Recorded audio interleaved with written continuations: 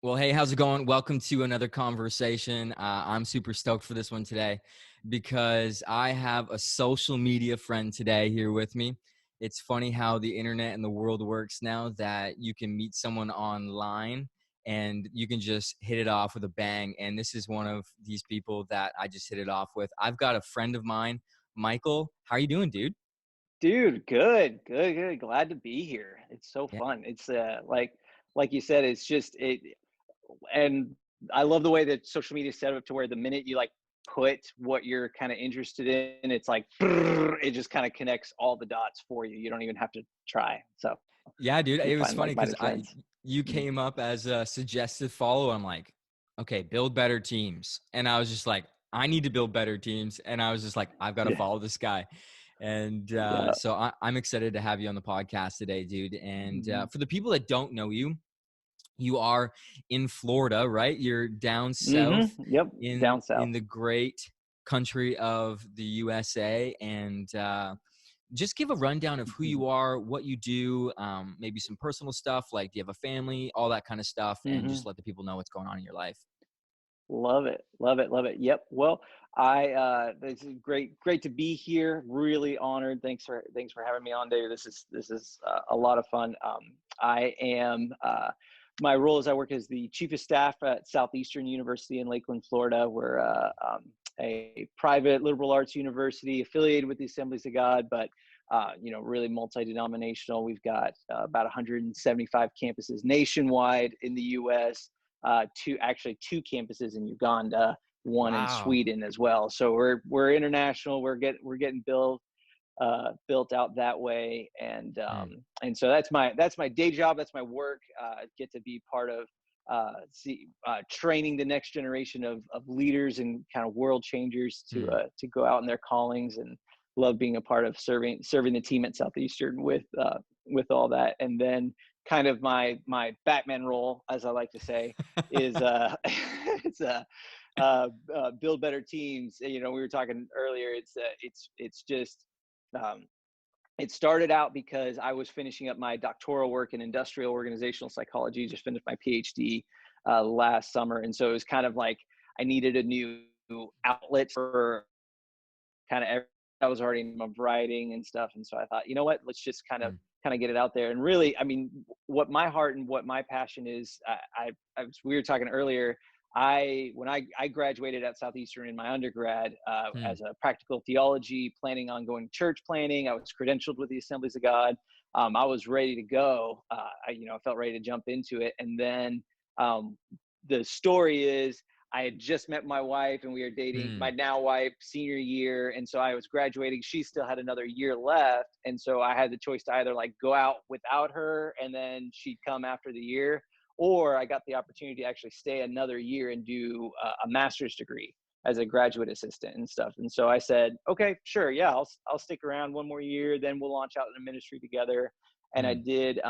And what I did is I stepped into business administration, kind of a whole 180 degree from my undergrad, because I Yeah. wanted the experience of, how do you lead an organization from the technical side? How do you, simple things like how do you read a budget? How do you create, Mm. spreadsheets? How do you, break even analysis? All the different stuff. I thought, this would be good to have as a church planner one day. And then it's just crazy how God works. Doors just kept opening at Southeastern, and Wow. and kept going from there. And I say I was called to ministry, always called to ministry, and I'm doing ministry right Yeah. now with how we're impacting the local church through education, through our partnerships. And we can talk about what that looks like at Hmm. another point, because I love what we do there. But my heart and my drive is I want, basically it can be some of this. I want the church to be the best place to work.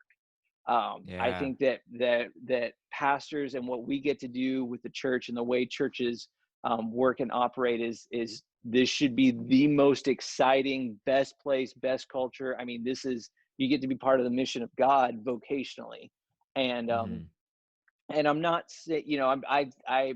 I don't like being critical. I didn't start studying industrial organizational psychology because I thought, oh, we're not that and we suck. But what I found is that there's a whole science literally called Mm. industrial organizational psychology, that the whole thing is the study of how to make organizations work Wow. together better, how to help people work together better. And so um, through what I do at Southeastern and through all the different opportunities, I had the opportunity to kind of study that professionally, academically. And so that's kind of what I'm trying to do with Build Better Teams. That's That's the cool. whole goal, is take all this information, this great science, this literature that's coming out, Hmm.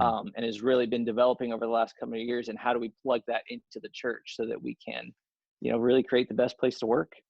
That's amazing. And I something that comes to my mind is it sounds like you could talk a long time. You've got a lot of passion Mm-hmm. behind team building and also Mm-hmm. organizational health, right? Mm-hmm. Allowing an organization, a church, a place and an environment where people are working, serving, volunteering.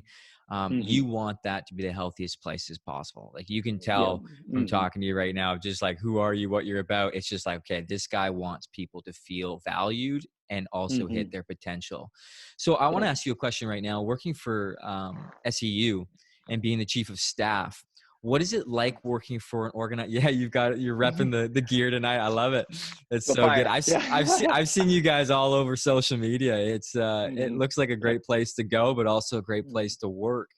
Mm-hmm. And what's it like working for an organization that is training next generation leaders, but Mm-hmm. also working inside the area of what's it like to be preparing this space for them as well? Mm-hmm. Yeah, no, I mean it's really exciting because education as a whole uh, education as a whole is changing the way people think, what they Mm, want out of it, and kind of our heartbeat and our drive is we want students to not just get a degree, but we want them to have a right experience where they can discover who God made them to be.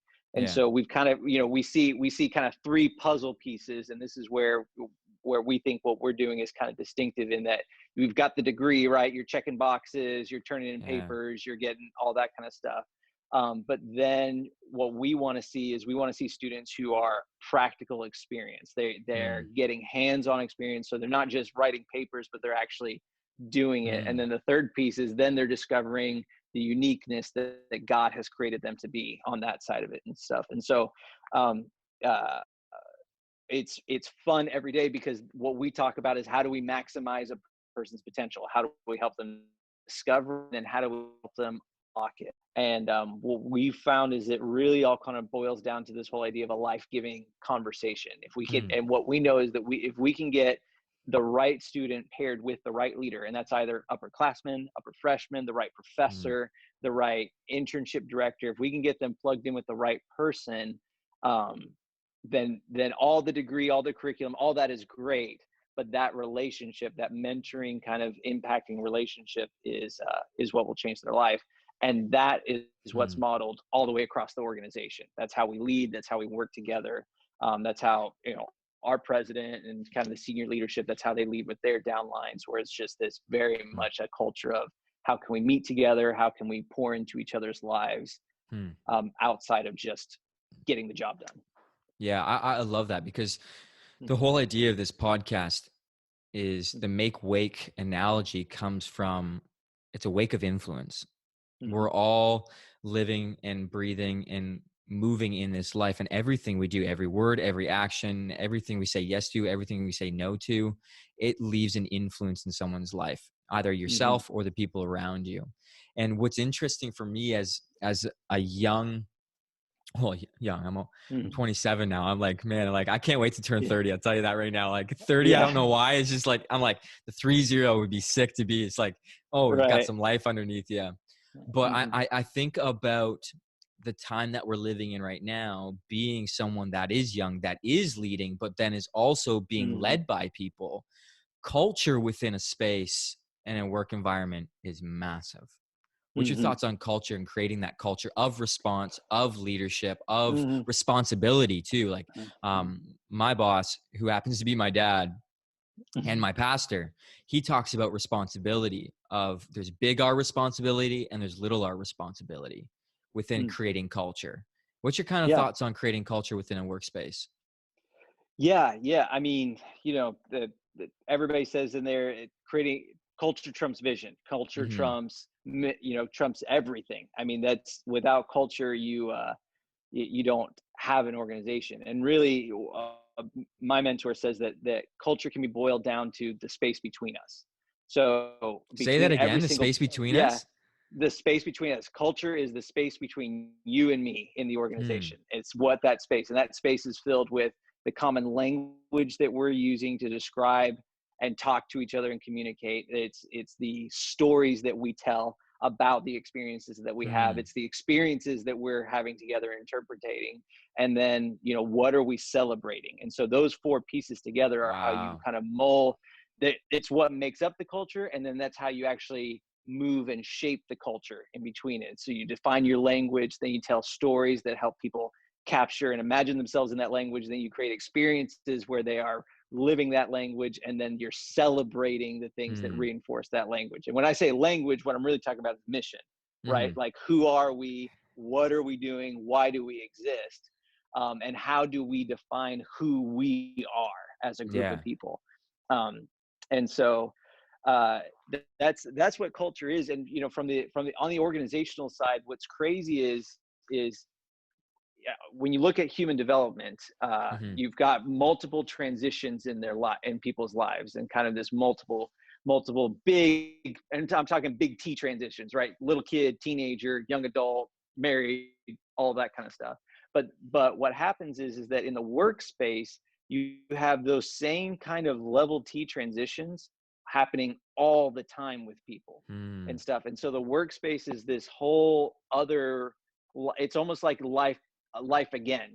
A lot of people see it as you've got kind of two lives, and not that you want to keep it separate. And there's a whole bunch of different stuff like that. But I won't go down into all that theory. But when you talk about like how your work affects the rest of your life, the culture that you have at your workspace and the culture that you have.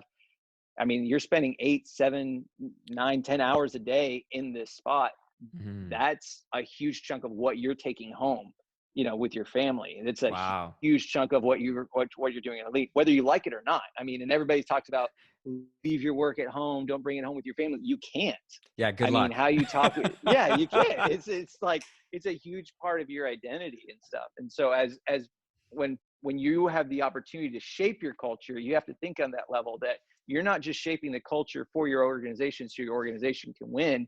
You are part of shaping the culture that you're going to take home to their families.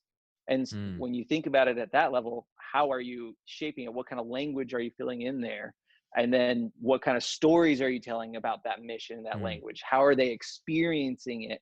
And then what are you celebrating it to make sure it's all sealed and then it Hmm. stays there. So, Yeah. So, question for you about that mm, is like, how do you get a group of people excited about a culture? Because yeah. I've planted a church, and it was very interesting leading a group of I think it was 18 people I had on my core team, Mm-hmm. and helping Mm-hmm. them understand the culture and capturing it was probably the hardest thing, but the most rewarding thing. Mm-hmm. Yeah. So I mean, lots of different ways to go there. Like, how did you know when they captured it? What, like you say that it was the story. Unpack that for me. What was it looking like to them when you knew that they caught it? Yeah, so the first night that we met, I pitched this idea like, hey, we're going to plan a church, and this is who Mm-hmm. we're going to be. This is how we're going to try to serve our community and create this space for people to explore and grow in faith, and also like in Mm-hmm. relationships, and experience the love and the presence of Jesus in their life. And they're like, well, how do we Mm-hmm. know what to say, or how do we know Mm-hmm.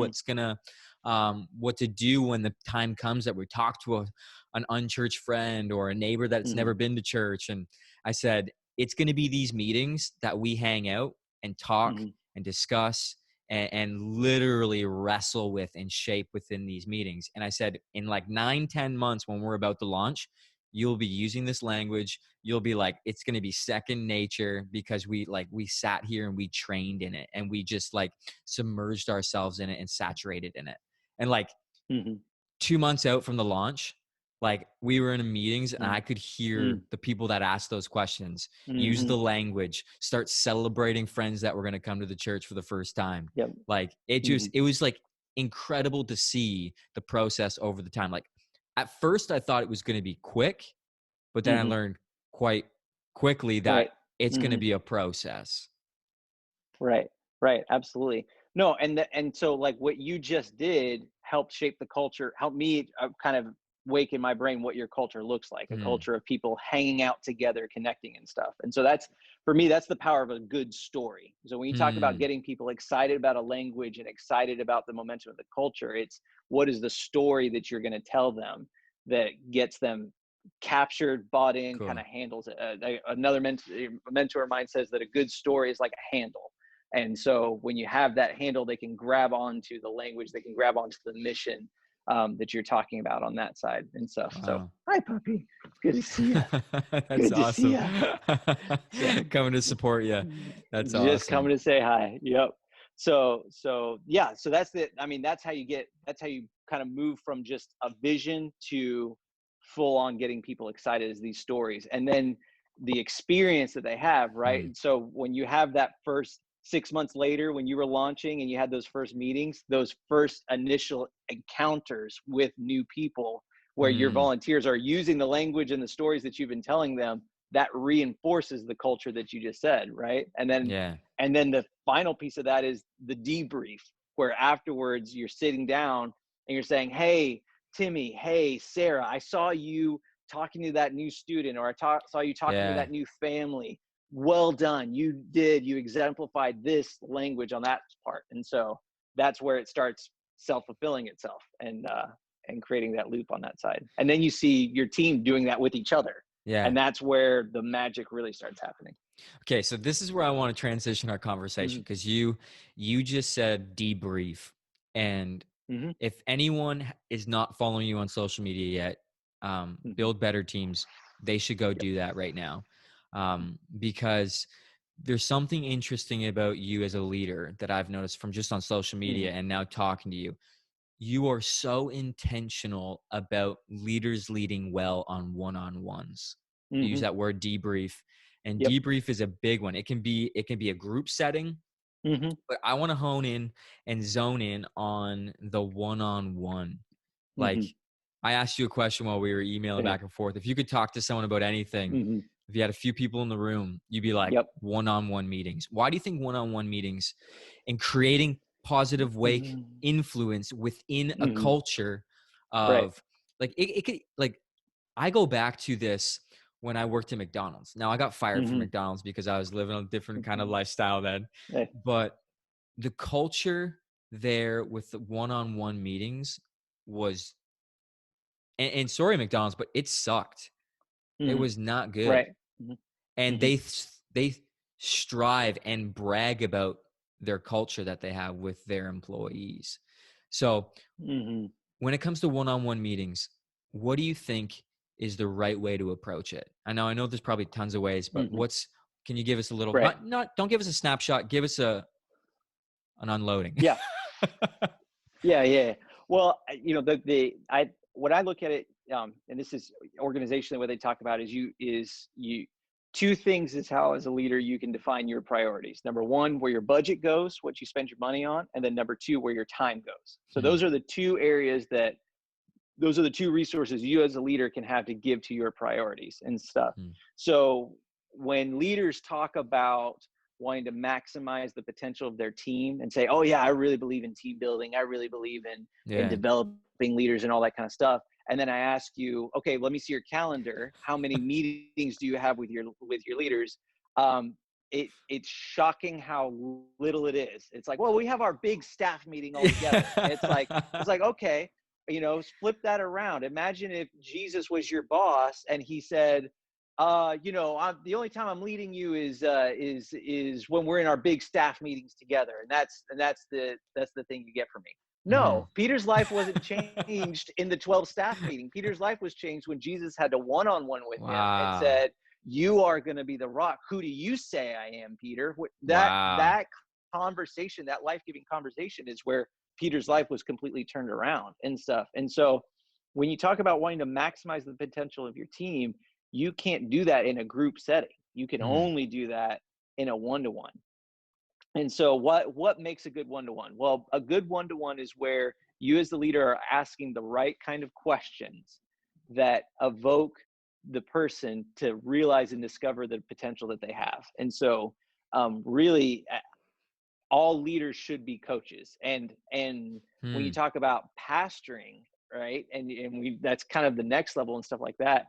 You, if you can't minister to your staff and pastor your staff into the potential, the divine calling that God has placed on their lives, like, what makes you think that you can do it with the whole congregation? And Hmm. I'm coming at it a little too negative on that side of it, because there's a lot of pastors that do this so well. But that's the thing I'm saying. When I look at churches that are multiplying, it's these pastors that are being very intentional in Hmm. gifting and empowering and placing leaders into their spot and stuff. And so the power of the one-to-one is it's not about quantity, it's always about quality. And so I've seen leaders that literally have one-to-one meeting with every person in the downline once a month, and it's 15 minutes long. But that 15 minutes of being intentional, asking, how are you doing professionally? Yeah. And, what are you learning?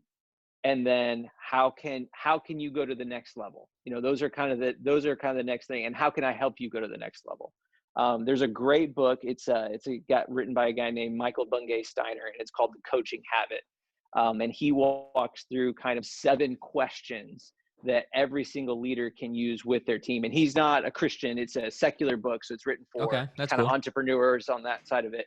But he walks through 7 questions that you can use on every single one-to-one, to help people realize their potential. And he comes from the same philosophy that I'm talking about here, where the one-to-one meeting, the question asking is how you help people unlock and discover who they're made to be on that I side. love I love that. That's great. Those one-to-ones I've noticed for myself have been a place where um and this is my next question for you is Mm-hmm. Yeah.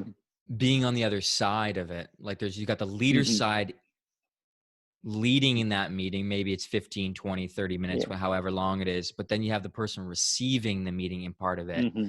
Talk about what that could do for someone as being led by someone that's intentionally investing in them, not just the whole team, but investing in them as Right. a person. Right. I mean, that's where one-to-ones meetings where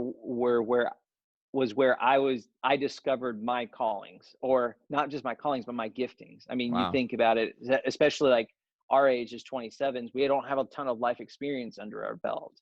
But it was the right question from the right time from the right mentor that realized, man, I could do, you're asking if I could do that.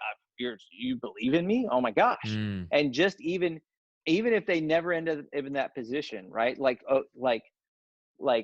I can imagine a pastor sitting across the table from a volunteer student and saying, man, if you were ever going to be, let's pretend you were a campus pastor one day, what would you do? Just that kind of question all of a sudden is getting me thinking, oh, you believe I could be a campus oh, pastor? wow. Yeah. Right. So now you're calling me up to that next level. I mean, you think, again, I go back to Jesus and Peter, that critical one-to-one that we see mentioned in the Bible, where Jesus is saying, Peter, you're going to be a rock, and Wow. with you, I'm going to build my church. The emotional imagination that Peter's now lifting. Oh my gosh, I was just fishing. Now you want me to build an entire movement and all that kind of stuff. And that's kind of the life that you get out of there. I mean, you can it everybody's got potential, right? There's no such Mhm. thing as a lid. The lids that we have in our lives are the ones that we put on ourselves. And sometimes you just need somebody to open up your imagination to what is possible for you to start realizing that level. And that's the opportunity I think you've got with a one-to-one. Wow. I love that, that when a leader or someone, and it doesn't just even Mm-hmm. have to be like we've got listeners here that aren't even church leaders. They're just business people, entrepreneurs, small business, all that kind of stuff. Mm-hmm. This stuff is so crucial Mm-hmm. for any business, any place of Mm-hmm. work, because what I find so interesting about this kind of stuff is when there's an intentional, it's like it's like an athlete. Mm-hmm. When they train so hard, and they go perform, they rest. They Mm-hmm. invest in their resting. Mm-hmm. So when it comes to leadership, you want people to perform well and Mm-hmm. also use their gifts well. So as a leader that is leading them, you've got to invest in them just as hard as you're Mm-hmm. sending them out, right? Yeah. And I love how you said that you've got to like help them understand that maybe they've put the lid on top of them. Like they're Mm-hmm. putting the top, like their Mm-hmm. maximum is maybe their maximum because they've shut the lid. And Right. as someone that is called to lead and to be a person that uses wise words of Mm-hmm. wisdom and patience and encouragement, like I just think like how cool would Mm-hmm. it be and how beautiful would it be if more leaders were like, hey, I see this happening in your life. What do you think about that? Like Mm-hmm. how you said you're going to be a Mm-hmm. campus pastor, Yep. or maybe you're going to Yeah. open up a branch of our business Right. in another province or another state. Mm-hmm. Yeah. And I love that Yeah. investing. Mm-hmm. What do you think? Yeah, go ahead. So what I look at it is, and I say this a lot, is I think one of the biggest differences between being a leader, right? And so, yeah, at one level, like everybody can be a leader. Sure. Yeah, Yes. I get that. Leadership is for absolutely. everybody, principles, all that kind of stuff. But what actually the mindset jump that you have when you're actually a leader, one of the things is you're no longer the top performer. And so this is where I've Oh, seen it wow. in myself, and I've seen it in other leaders where and they call it in industrial organizational psychology, we call it the Peter principle. And so the Peter principle is too often you take your top performer and you promote them to the leadership level. Why? Because they were the top performer. Oh my Oh, gosh, okay, you're yeah. the greatest horse I've got. So I'm going to obviously put you as a leader. And they suck. They completely suck. They fail. Why? So why was my greatest salesman a horrible manager? It's because it's a whole different skill set, and the skill set is about building other people up.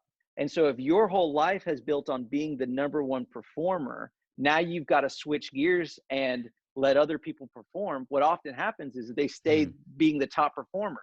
And so what happens is that leader um, is performing the top while the whole team is suffering. And so the whole organization suffers, but my top performer is still I'm still being a top Yeah. performer on that side. So when you talk about making the mindset shift as a leader, and people talk about don't micromanage your teams and all that kind Hmm. of stuff. You don't have to worry about micromanaging your team if your whole focus is on developing them and making them the best they can be. If your focus is on that and putting in there, you won't micromanage them because you're not trying to do their job for them. You're trying to get them to be the best that they can be. Yeah. And so that's one of those kind of mindset shifts that people that good leaders, when they make the transition into upper spots, they make. I mean, when they can really grasp that, and that's where you see, we've got there was a an organization the heck out of he was our church relationship guy. So he was help managing churches as we were developing our extension Hmm. site network. Well, as the network got big and everything kind of grew and kind of got and exploded from there, what our president did is actually took a bunch of departments, combined them together, and put this guy as the senior VP. And what was cool, what the magic of him, what happened is he recognized that he didn't have to do it all of himself. And so he started empowering these people to do what he used to be known for and stuff. And all of a sudden you've Okay. got this new department that's running healthy right off the bat. The area blows up. And it's all because he was able to find the right people. His name's Nick Wallstead. If he's ever watching this, love you, dude. You're the man. Shout out, dude. Yeah. Yeah. I've told May- him all this to his face before and stuff. And stuff on this side, but Maybe we'll have him on the podcast sometime. he'd be great. He'd be great. Hey, all of Southeastern, man, you should poach them all. They know what they're doing. But that's what I saw. I mean, I saw his bread and butter was able to make that shift from being the top performer to being the top Hmm. empower is what I saw. Wow. And that's the power of that. And for me, the one-to-one is the tool that helps make that happen. Hmm. Honestly, and one-to-ones, they can be as formal. And so I'm working with another organization right now, a company of a friend of mine. He sells life insurance, and so his whole team is completely remote. They've never seen each other face to face. They're all over the country because they're selling life insurance. And what we're working on right now is making the shift to where he used to have big group Zoom meetings, which was okay. But what was happening is everybody got lost, right? Hmm. Nobody was really sharing their reality and stuff. So we're working on the process right now of shifting from big group meetings to one-to-one, one-to-one face-to-faces with his team. And obviously the big problem is that takes more time. Yeah. right? Like that takes a heck of a lot more time out of your Yeah. calendar. That takes a huge chunk of time out of your calendar. But that's the most valuable time that you can be spending. So Wow. when you think about it, maximizing your organization, that's why I go back to, what are you spending your time on? Mm. Yes, eating up your time with one-to-ones may seem like a lot, but when you think about the benefit that you get of unlocking people's potential, it's the only way to multiply yourself on that side. Yeah. Something that's going through my mind right now, and Mm, with the time that we live in, we can analyze, we can scale, we can pick apart anything that's going on. What's something right now within the leadership world, or the influence of people being in group settings of working together? What's going well, and then the next question is, what's not going really well? What are mhm, you noticing within these areas that, man, this is really, the world or leadership is kind of like, it's really transitioning well here, but it's lacking in this. mhm. Yeah, yeah. I mean, that's a great question. I think that m- more and more people are recognizing the value of the checkup, right? So like, Okay. um, how do I say this? Obviously, recently there have been issues with leaders in the church world, right? And we don't have to get into names. We don't have to get into spot. I Yeah. don't even know when this podcast will air and stuff like that. How powerful! I'm not part of any of that organization. I don't know the inside of it. Maybe this is Hmm. all there. So I'm not saying that, but it seems to me, when I look at especially a senior level pastor, any senior level pastor, when you have a moral failure, the problem with the senior level pastor is they have nobody in their lives asking them, "How are you doing?" Hmm. Like, how are you doing that? And I'm not saying, and some of them, maybe they do, and they just are lying and all that kind of stuff they do. Yeah. But my experience has been, they always say top leadership is lonely. I think it's lonely because nobody's asking them how they're doing. I mean, Hmm. nobody's at that point asking them, how's it going and stuff like that. They may be doing that with their downline, with their teams. That's what's keeping them healthy. But Yeah. who do you have in your life that's just asking you how you're doing? How's it going Hmm. on? Asking you the tough questions. um, I think that we've got in the church world, we've got a lot of really incredible preachers and teachers and thinkers.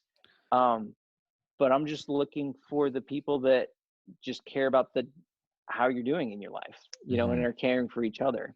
Um, I think we get intimidated by that. There's a lot of people do great at it. I could think of five or six pastors right now off the top of my head. You got your Tim Kellers, you've got, the Eugene Peterson, he just passed away, but, Yeah. different guys like that, where they really are very intentional with their groups of people. Um, but I say all that to say, I think part of the issue, and I've said this before, and Manny, I can never pronounce his last name, Manny Arenago, I believe he said this on a story recently, is that God gave the church five different ministries, and his intention was to be that those were five different people. And so too often in the church, we try and get one person to be all five, Yeah. and it's like, it's falling apart. It's not Yeah. working. They're getting burnt out. They're all over the place because you're trying to do five different callings when Hmm. God empowered us to have five different people doing that. And so the problem with that is that you got to lead as a team. You can't Yeah. lead alone, at that level. And so the hierarchy doesn't work. And so I see this big movement, and I see it in the way people are setting up their boards. Like, more and more churches are getting smarter with their boards, where it's not just like Hmm. members of the church set the pastor's board and they're blah blah blah, because then that's a weird dichotomy where it's my pastor asking you. But they're starting to set up boards where it's people that aren't part of the church that are in there, and then they're joining networks where it's multiple of us kind of working together, and then they're Hmm. having people from their networks come in and teach and preach that help them and all that kind of stuff. So it doesn't even have to be a thing where you have all five people on your staff, but as we network together as a church, we can all help each other in filling our Hmm. callings on that side of it. And so I think that's the big trend that I see more and more people going to. I'm excited about it. And I want Mm-hmm. to see that more. I want to see people really like, what does it look like to have a teacher, to have your prophet, to have your evangelist, to have Yeah. your pastor, you know, and they're not all the same. And then you have your apostle, and they're not all the same person, right? Like how many, and so the way I see it is this, right? You've got like your apostle, okay? In my brain, your apostle is the organizational church structure, church running, can put things together, can get the right people, can wrap it all up there Mm-hmm. and stuff. So how many apostles are out there are dying because they think they have to be the senior pastor and Mm. preach and teach, and that they have to care and do, you know, one-on-ones with congregations, and they're Sounds like dying getting burnout. burnt That out. sounds like Right, burnout, man. That sounds like right. burnout. When if they were just more comfortable being number two, the Mm-hmm. executive pastor, right, and they didn't have to have the big title, but that's what we do, right? Is somebody performs really well in one Yeah. role, so we're going to stick you on the Put him on stage and make stage. you the Get him on stage. get them on stage. Maybe we don't have to. Maybe they don't Yeah. have to. Maybe they can. There's value in being a number two, and so that's a whole nother tangent I can get on. Where everything. I mean, We'll in have to under have you come back on for part two. right, right. No, on that side, we're getting on the side, but just yeah, living in your calling. That's the big thing. Mm-hmm. That's what I'm all about, and that's what I want to see more and more of in the church. So Yeah, and I think you've hit the nail on the head on that. I think hmm right now what we're noticing in our Western culture as well, just to piggyback and kind of echo, is a hmm lot of people are trying to, and I just recorded a podcast and posted the other night, just kind of like shooting from the hip, saying like, stay in your lane, find your lane and stay it. Like that's hmm where God's created you to be. You don't need to be the leader that someone thinks you should be. hmm I heard a leader this year for 2021, he goes, I'm done being the leader people want me to be. I'm going to be the leader that I need to be, because right. that's going to affect my family. That's going to affect me as a hmm person, my friendships, my kids, my congregation, my people that I hang out with. Like it's so exhausting trying to be hmm in another lane that you're not supposed to be in. Right. And Absolutely. I think that's what's just so beautiful right now is I think, and this is, and I've had people say to me lately that COVID it's kind of like a double blessing. It's got this, it's hmm given us this chance. Like right away when COVID hit, it was like, man, I finally get to rest. And then people were hmm like resting. They're like, man, I'm resting way too much. hmm And we had a lot of people in organizations, businesses, whatever it is, personal life, notice that they need to really reflect on what's the hmm direction of my life going. Yep. And I've heard there's a leadership guy named Rich Birch. I don't know if you've ever heard of him, Unseminary podcast. hmm Um, and hmm he's a great communicator on how you need to be finding your spot, but also this year of 2020, end of 2020 and 2021 is the year of the shift of your staff. hmm Like it's time to Yeah. invest in your staff and also Yeah. the people around you to find their gifting and be hmm serving and leading in the areas that they're gifted in. And Right. we as a church, we've seen that. The church and hmm organization that I'm part of, we've seen hmm that. We've had massive shift, like staff change, hmm and it's probably been the best thing for us. hmm And I think that's incredible. I think that's what's so great. And we're seeing, and like you said, like because of what's been going on within this cultural hmm shift of COVID-19. And yeah, COVID-19, it's scary. You actually had it, like you posted on Yeah. social, Yeah. like Yeah. It it's was a tough. real thing, man. It's tough. Yeah. Um, but I think what's so beautiful about right now in leadership, church, outside of church, is that it's time to find and lead people to their potential. hmm And you've said Yep. that a bunch of times tonight, and I think hmm that's something that we need to echo more and more right now in a time that we're living in is hmm let's bring out the people's potential, because this brings back to the whole cliche of what this podcast is about. More influence, more positive influence will happen. hmm And I think Yep. that's just the best thing possible is more people living to serve others and to use their hmm gift for others, not just for themselves, but find their lane where they can be leading at their best potential. Yeah. Yeah. Absolutely. Love it. This is Love it. awesome. Love it. Last Yeah. question hmm before you've got some stuff that that you've actually sent me, the one-to-one hmm meetings. If someone Yep. wants to get a hold of that one-to-one meetings to make your team build better, be better, perform better, how do they get that? Yeah, yeah. Just DM me on Build Better Teams. I'll send it to you. It's a Google sheet.